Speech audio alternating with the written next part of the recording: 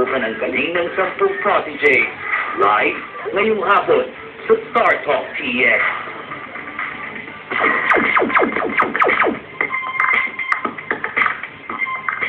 Right now, yun nga mga kaibigan, bukas na po ng gabi, ang umpisa, ito yung inaabangan nyo, ito sinala na itong 10 grupo na ito, o 10 performers na ito. At bukas ng gabi, ang simula niyan. Hindi ko malaman kung sasabihin ko sa inyo na bukas magkakatanggalan na o hindi. Basta panoorin nyo na lang kung ano mangyayari. At katulad nga nung nabanggit kanina ng voice-over announcer, judge ako pero hindi ngayon. Medyo sikatot. Interrogator, sabi. Jensen and Roslyn. Okay. Para tayong klase, no? Ninenervous pa kayong lahat? Ano na? Okay. Hindi, okay lang yan. Maganda ito. Kailangan enjoy nyo lang.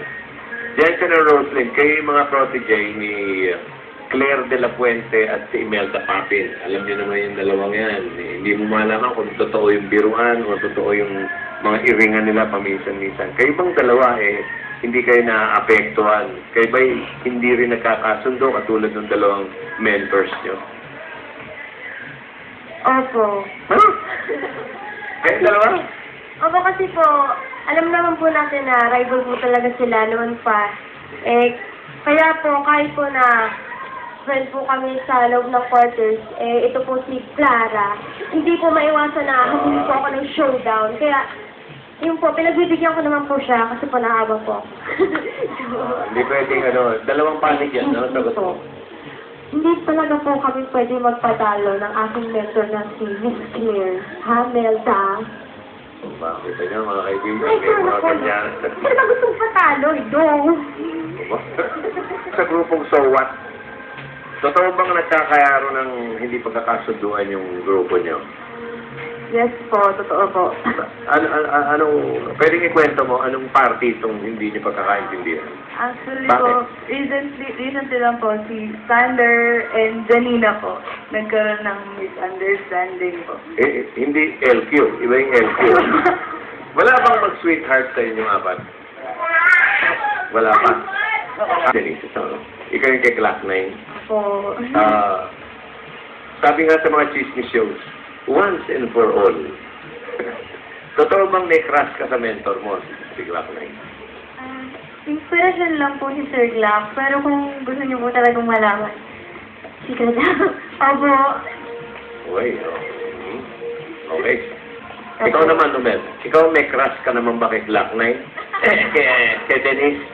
Yan, katabi mo na. Kaya ka nandyan Opo. Opo. Bakit? Para sa'yo, age doesn't matter? Yung edad nyo, okay lang? Ilan taon ka na? 10 lang po. Ilan ka na, Denise? 16? Okay lang sa'yo mas matanda yung babae?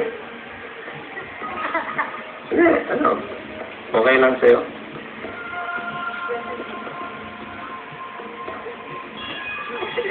Ay, hindi makasagot. Speechless. Totoo nga yata. Talagang crush mo siya? Opo. Sabihin mo, Denise, ang ganda mo. Sige na, sabihin mo. At si Denise. Ay, may ate. Ano ba yan? Baka mamaya sumagot siya ng wag, kuya. Ang pangit. Okay, okay na. Paglaki-laki mo na. Maglalabanan pa kayo.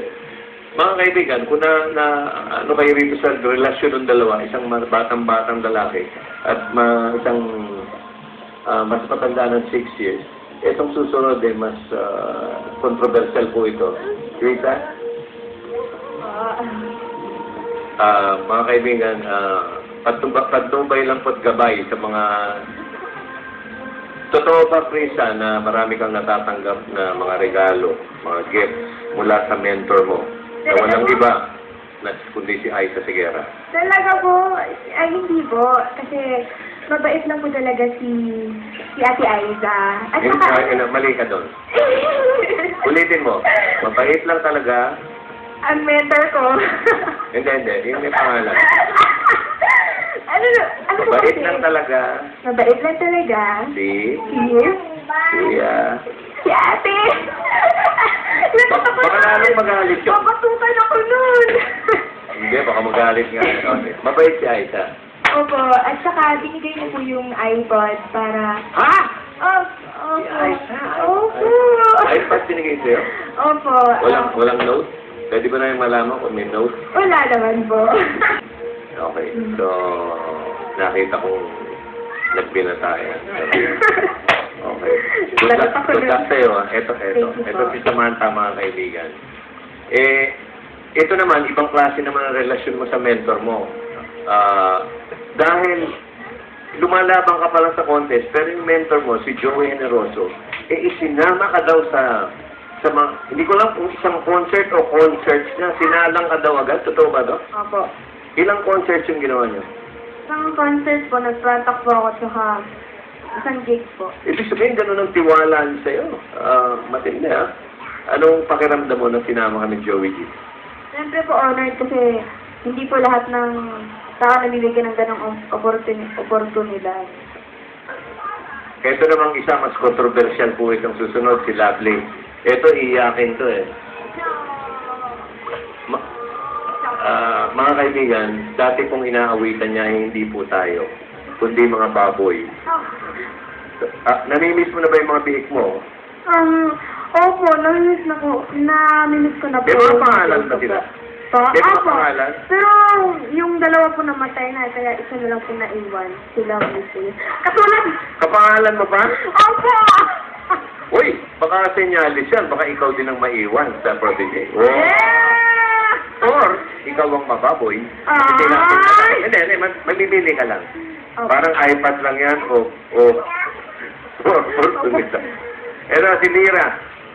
Ito yung alam mo, ito totoo to Ito, nasa Star Talk tayo. Nung una kitang nakita, kay Jano ka, di ba? Opo. Sabi ko, si Jano, mukhang anak ni Jano. Hindi, may hawig kayo ni Jano sa TV eh.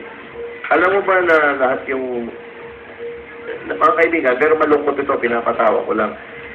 In the course nung nag-audition, dun nawala yung brother mo ba? Basta yung kapatid mo.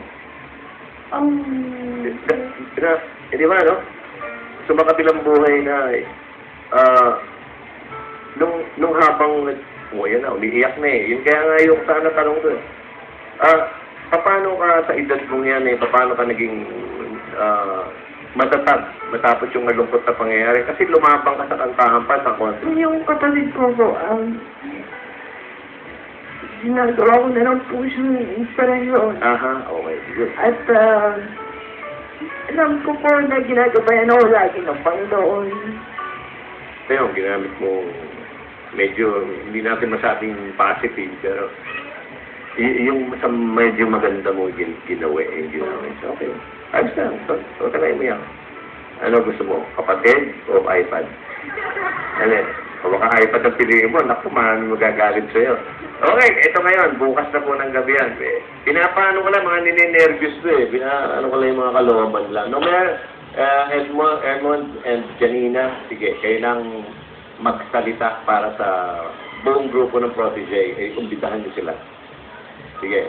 Abangan niyo po ang Inside Protege mamayang gabi na po pagkatapos ng investigador. And of course po, from Monday to Friday po, Inside Protege, pagkatapos po ng Time of My Life. At saka po bukas, abangan ninyo ang first ever live gala namin after Caps Amazing Stories. Okay, good luck sa inyo, kids. Maraming salamat. Tinitingnan ko yung mga ngiti nyo eh. Binabasi ko kung sino. Parang itong ngiting-ngiti eh. Itong si Krisa eh. Buhay pa yung iPad. Okay. Ito ay kayo, magchichismisan tayo Si Rupa May Quinto, kilala niyo ba? Si Rupa May Quinto, mga kaibigan. Ito pa isa, mga protege. Si Susan. Okay. Kilala niyo si Ricky Long.